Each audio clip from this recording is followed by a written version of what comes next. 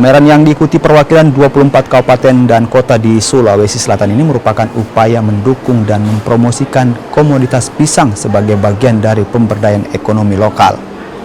Kegiatan ini juga mengedukasi masyarakat akan potensi pisang sebagai sumber pangan yang beragam dan berdaya guna, serta meningkatkan kesadaran akan pentingnya budidaya pisang untuk meningkatkan ketahanan pangan daerah. Di ajang ini dipamerkan sejumlah hasil kreasi dari pohon pisang mulai dari tas, nampan, hingga keripik. Kegiatan ini juga meliputi talk show bertajuk Pisang, Gizi dan Bisnis, lomba stand pameran, lomba masak olahan pisang, dan presentasi bisnis produk olahan pisang. Nah, kita dari Kota Makassar yang kita pamerkan ada bermacam-macam olahan pisang.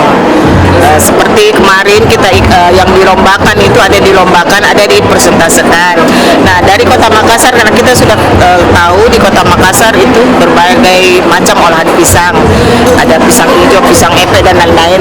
Nah, Kota Makassar membuat inovasi dengan satu olahan pisang yaitu brule pisang. Brule pisang ini bahannya memang semua dari pisang.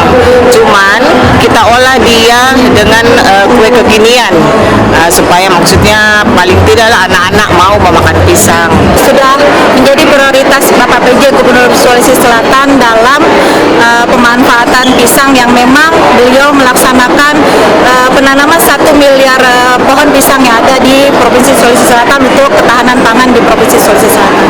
Nah, melihat hasil kreasi ini seperti apa potensinya?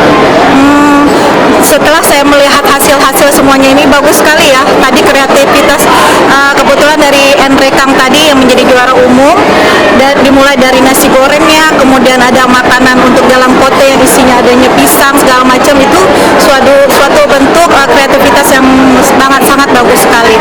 Nah, nanti kedepannya bisa